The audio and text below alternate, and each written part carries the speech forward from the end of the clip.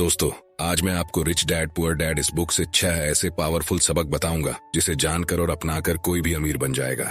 एक लड़का दिन रात एक करता है, जाग जाग कर बोर्ड एग्जाम्स में 95% मार्क्स लाता है। उसके माता पिता अपनी जिंदगी भर की कमाई, अपनी फिक्स्ड डिपॉजिट और अपनी जमीन बेचकर या बैंकों से भारी भरकम लोन लेकर उसे एक नामी कॉलेज में बड़ी डिग्री दिलवाते हैं। और जानते हैं उस 22 साल के नौजवान को अंत में क्या मिलता है? एक कॉर्पोरेट दफ्तर का छोटा सा केबिन, सुबह 9 से रात के 9 बजे तक की कमर तोड़ गुलामी, अपने से आधी अक्ल वाले बॉस की गालियां और महीने के अंत में मिलने वाली महज 25,000 रुपए की वो सैलरी जो बैंक अकाउंट में आते ही EMI, उधारी, मकान के किराए और क्रेडिट कार्ड के बिलों में ऐसे गायब हो जाती है जैसे गधे के सिर से सींग। आप जिसे अपनी सुरक्षित नौकरी और सफल जिंदगी कह रहे हैं ना, वो असलियत में इस आधुनिक युग का एक ऐसा सुसज्जित और चमचमाता हुआ पिंजरा है जिसे कॉर्पोरेट की भाषा में चूहा दौड़ यानी रैट रेस कहा जाता है। आप एक ऐसे जाल में फंस चुके हैं जहां आप सिर्फ दूसरों को अमीर बनाने के लिए अपना खून पसीना बेच रहे हैं। रॉबर्ट कियोसाकी की महान किताब रिच डैड पुअर डैड का एक एक शब्द इस मानसिक गुलामी की बेड़ियों को काट कर टुकड़े टुकड़े कर देता है। आज हम बात करेंगे उन 6 सबसे क्रूर और कड़वे फाइनेंशियल सत्यों के बारे में जो आपके दिमाग के सारे ताले हमेशा के लिए तोड़ देंगे। अगर आज आपके अंदर अपनी इस सुरक्षित और गुलाम सोच को दांव पर लगाने का हौसला है, तभी इस वीडियो के एक एक शब्द को अपने अंदर उतरने देना, वरना आप भी उसी 25,000 रुपए के पिंजरे में अपनी पूरी जिंदगी दम तोड़ देंगे। तो चलिए शुरू करते हैं। सबक नंबर 1, स्कूल हमें सिर्फ नौकर बनना सिखाते हैं, मालिक नहीं। Schools outsource employees not employers. लेखक रॉबर्ट कियोसाकी अपनी किताब की शुरुआत में ही हमारी पूरी शिक्षा व्यवस्था के परखच्चे उड़ा देते हैं। वो कहते हैं कि स्कूल और कॉलेज आपको कभी भी अमीर बनने का रास्ता नहीं सिखा सकते, क्योंकि उनका जन्म ही आपको अमीर बनाने के लिए नहीं हुआ है। इस कड़वे सच को अपने दिमाग में बैठा लीजिए। हमारे देश के स्कूल और कॉलेज सिर्फ और सिर्फ नौकर बनाने की फैक्ट्रियां हैं। सोचिए, आपके स्कूल में आपको मैथ सिखाया गया, साइंस सिखाई गई, इतिहास और भूगोल के रट्टे लगवाए गए, लेकिन क्या आपके पूरे स्कूल या कॉलेज के जीवन में एक दिन भी, सिर्फ 1 घंटे के लिए भी किसी टीचर ने आपको यह सिखाया कि पैसा क्या होता है, पैसा काम कैसे करता है, इन्वेस्टमेंट कैसे की जाती है, टैक्स कैसे बचाया जाता है, या एक नया बिजनेस खड़ा करके 100 लोगों को रोजगार कैसे दिया जाता है? नहीं, कभी नहीं सिखाया गया। जानते हैं क्यों? क्योंकि अगर एक बार इस देश का युवा फाइनेंशियल लिटरेट हो गया, अगर उसने पैसे का असली खेल समझ लिया, तो वो इन बड़ी बड़ी कंपनियों की नौकरी करने के लिए लाइन में खड़ा होना बंद कर देगा। अगर हर कोई मालिक बनने का सपना देखने लगा, तो इन कॉर्पोरेट महलों के लिए सस्ते मजदूर कहां से आएंगे? कियोसाकी के 2 डैड थे। उनके जो पुअर डैड थे वो बहुत ज्यादा पढ़े लिखे, PhD होल्डर और एक बड़े सरकारी अफसर थे। वो हमेशा कहते थे, बेटा खूब पढ़ाई करो ताकि तुम्हें एक बहुत बड़ी कंपनी में सुरक्षित नौकरी मिल सके। लेकिन उनके जो रिच डैड थे, जो सिर्फ 8वीं पास थे, वो कहते थे, बेटा खूब पढ़ाई करो और पैसे के खेल को समझो ताकि तुम एक दिन उस बड़ी कंपनी को खरीद सको और हजारों पढ़े लिखे लोगों को अपने यहाँ नौकरी पर रख सको। यही है वो माइंडसेट का फर्क।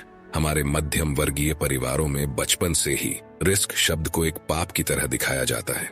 बेटा, बिजनेस हमारे बस की बात नहीं है, हम तो शरीफ और नौकरी पेशा लोग हैं। इस एक लाइन ने इस देश के करोड़ों युवाओं की प्रतिभा का गला घोंट दिया है। स्कूल आपको सिर्फ एक अच्छा CV बनाना सिखाते हैं ताकि आप किसी के सामने हाथ फैलाकर कह सकें, सर प्लीज मुझे नौकरी दे दीजिए। अगर आपको इस गुलामी से बाहर निकलना है, तो सबसे पहले स्कूल के दिए हुए उस पुराने सॉफ्टवेयर को डिलीट करना होगा जो आपको सिर्फ दूसरों के हुक्म का गुलाम बनाना सिखाता है। सबक number 2, the rich don't work for money. अमीर लोग पैसे के लिए काम नहीं करते, पैसा उनके लिए काम करता है। दोस्तों, अपनी जिंदगी के अगले 5 मिनट मुझे बिल्कुल ध्यान से दीजिए।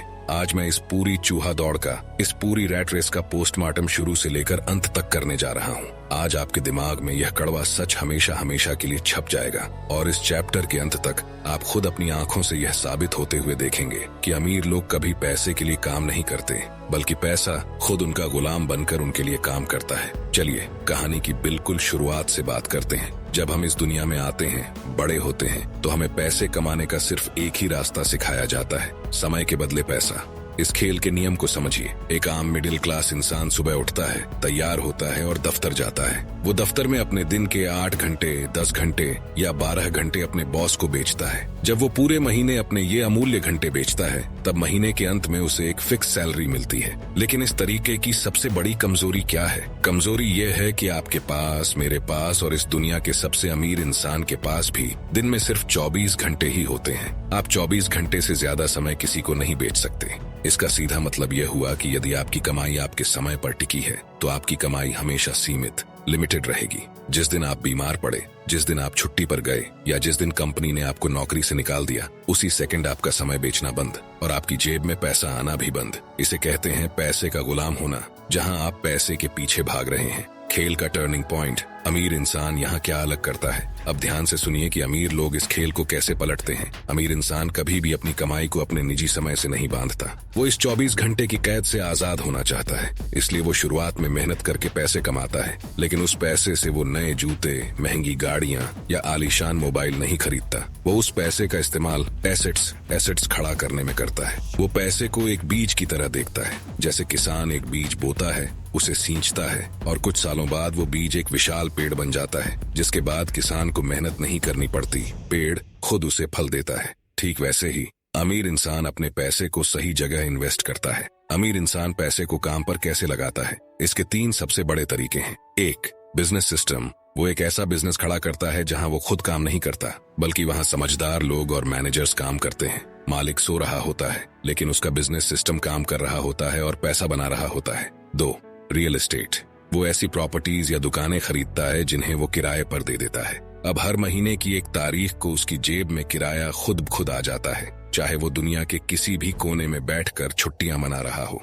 3, पेपर एसेट्स, स्टॉक्स और म्यूचुअल फंड्स। वो देश की सबसे बड़ी और बेहतरीन कंपनियों के शेयर्स खरीद लेता है। जब वो कंपनियां दिन रात काम करके मुनाफा कमाती हैं, तो उस मुनाफे का एक हिस्सा, डिविडेंड, सीधे इस अमीर इंसान के बैंक अकाउंट में जमा होता रहता है। The final proof. अब यह साबित कैसे होता है? आइए अब गणित और हकीकत के तराजू पर इस बात को अंतिम रूप से साबित करके देखते हैं। केस नंबर 1, मध्यम वर्गीय इंसान। रात के 3 बजे हैं। ये इंसान अपने बेड पर गहरी नींद में सो रहा है। इस वक्त इसकी कमाई कितनी है? बिल्कुल 0, क्योंकि ये ऑफिस में नहीं है, ये अपना समय नहीं बेच रहा है। अगर ये अगले 2 महीने तक सोता रहा या काम पर नहीं गया, तो ये पूरी तरह कंगाल हो जाएगा। इससे साबित होता है कि यह इंसान पैसे के लिए काम कर रहा है। जब तक पैर चलेंगे तब तक पैसा आएगा। केस नंबर 2, अमीर इंसान। रात के ठीक 3 बजे हैं। यह अमीर इंसान भी अपने घर में चैन की नींद सो रहा है, लेकिन जरा बैकग्राउंड में देखिए क्या हो रहा है। इसके बनाए हुए बिजनेस की वेबसाइट पर इस वक्त भी दुनिया के किसी दूसरे कोने में लोग सामान खरीद रहे हैं। इसके खरीदे हुए स्टोर्स और मकानों का किराया हर सेकंड बढ़ रहा है। जिन कंपनियों के शेयर्स इसने खरीदे हैं, उनके कारखाने रात की शिफ्ट में भी चल रहे हैं और इसके लिए मुनाफा बना रहे हैं। यानी जब अमीर इंसान सो रहा है, तब भी उसका पैसा जाग रहा है। उसका पैसा बाजार के मैदान में पसीना बहा रहा है, मेहनत कर रहा है, और रात के 3 बजे भी इस सोते हुए अमीर इंसान के बैंक अकाउंट का बैलेंस लगातार बढ़ा रहा है। इस पूरे चक्र से यह अंतिम रूप से साबित होता है दोस्तों, कि अमीर लोग कभी भी पैसों के लिए अपनी जिंदगी और समय को दांव पर नहीं लगाते। वो पैसों के पीछे नहीं भागते, बल्कि वो एक ऐसा जाल बुनते हैं, ऐसा चक्रव्यूह खड़ा करते हैं कि पैसा खुद उनका गुलाम बनकर उनके पैर दबाता है और दिन रात 24 घंटे उनके लिए और ज्यादा पैसा पैदा करता है। तो मेरे भाई, अब पूरा खेल आपके सामने शीशे की तरह साफ है।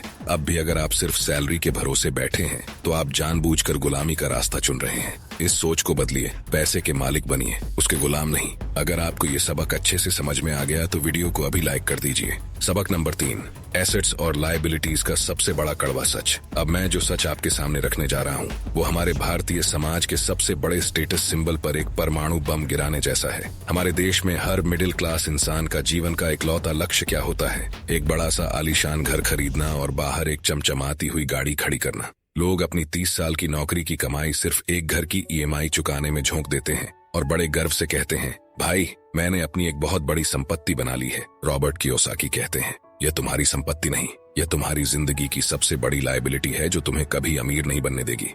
चिल्लाइए मत, पहले एसेट और लायबिलिटी की वो सीधी और आसान परिभाषा समझ लीजिए, जो कोई CA या अकाउंटेंट आपको कभी नहीं समझाएगा। एसेट वो चीज है जो आपकी जेब में पैसा डालती है, भले ही आप काम कर रहे हो या सो रहे हो। लायबिलिटी वो चीज है जो आपकी जेब से पैसा बाहर निकालती है। ये इतनी इंपॉर्टेंट लाइन है कि मैं इसे एक बार फिर से रिपीट करना चाहूंगा, ध्यान से सुनना।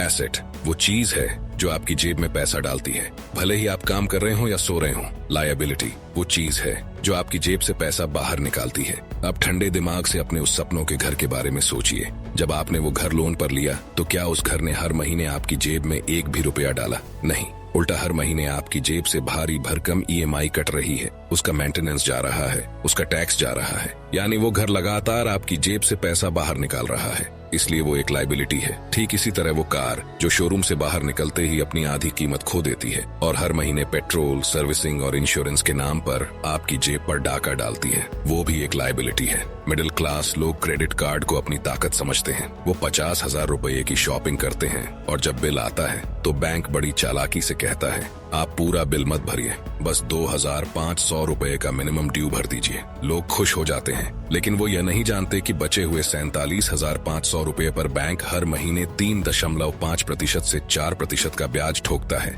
जो सालाना 40% से ऊपर चला जाता है। आपका क्रेडिट कार्ड हर सेकंड आपकी जेब से पैसा खींच रहा है। ये दुनिया की सबसे खतरनाक लाइबिलिटी है। अब इसके ठीक विपरीत देखिए कि अमीर लोग किन चीजों में अपना पैसा लगाते हैं। एसेट वो वफादार मजदूर है जो आपके सो जाने के बाद भी आपके लिए पैसा कमाता है। इसके सबसे बेहतरीन उदाहरण ध्यान से समझिए। 1. कमर्शियल रियल एस्टेट या रेंटल प्रॉपर्टी। अमीर इंसान ऐसी जगह दुकान या फ्लैट खरीदता है जहां से उसे हर महीने निश्चित किराया आता है। मान लीजिए उसने एक दुकान खरीदी और उसे किसी बैंक के एटीएम के लिए किराए पर दे दिया। अब वो बैंक हर महीने की एक तारीख को मालिक के अकाउंट में पैसे ट्रांसफर कर देगा। मालिक को वहां जाकर झाड़ू नहीं लगानी है, नहीं वहां बैठना है। दुकान बंद हो या खुली, पैसा आ रहा है। ये एक असली एसेट है। 2.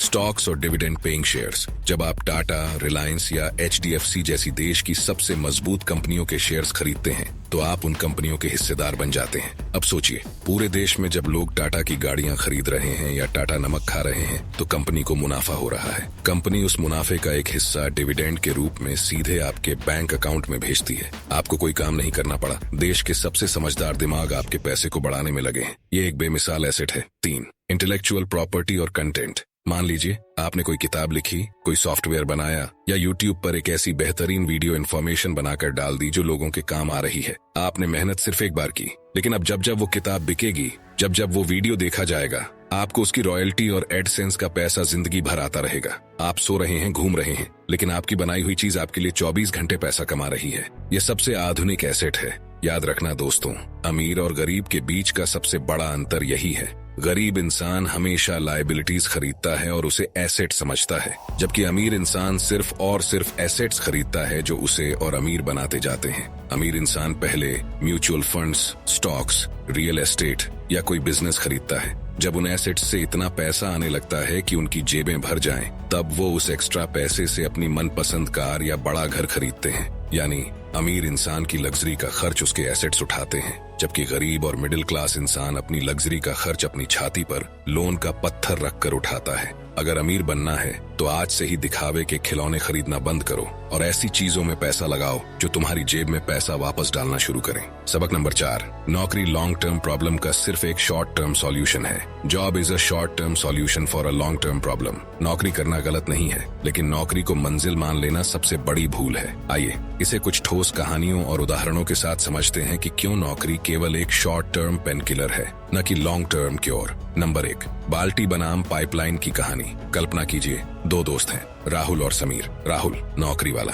राहुल को एक कंपनी ने काम दिया है कि उसे रोज सुबह नदी से बाल्टी भरकर शहर तक लानी है। उसे हर बाल्टी के 100 रुपये मिलते हैं। वह खुश है क्योंकि उसे हर महीने फिक्स पैसे मिल रहे हैं। वह 10 साल तक बाल्टी उठाता है। राहुल का शॉर्ट टर्म समाधान चल रहा है। Sameer asset builder. समीर भी यही काम करता है, लेकिन वह अपने काम का 50% पैसा बचाकर अपना पाइपलाइन एसेट बनाने में लगाता है। 3 साल बाद समीर की पाइपलाइन बन जाती है। अब पानी अपने आप पाइप से आ रहा है। समीर सो रहा है, तब भी पानी आ रहा है। असली समस्या, 10 साल बाद राहुल की पीठ में दर्द होना शुरू हो गया, बुढ़ापा या बीमारी से। जिस दिन राहुल ने बाल्टी उठानी बंद की, उसी दिन उसकी इनकम 0 हो गई। सबक, नौकरी आपको बाल्टी ढोने का पैसा देती है। जिस दिन शरीर साथ नहीं देगा या कंपनी को लगेगा कि आप बाल्टी ढोने के लायक नहीं रहे, उस दिन आपकी फिक्स सैलरी का नल बंद हो जाएगा। नंबर 2, 2026 का सच, AI और स्किल की एक्सपायरी डेट। आज 2026 में नौकरी की परिभाषा बदल चुकी है। पहले नौकरी में अनुभव, एक्सपीरियंस की वैल्यू थी, अब रिलेवेंस की है। पुराना दौर, आप 10 साल एक ही काम करते थे तो आप एक्सपर्ट थे।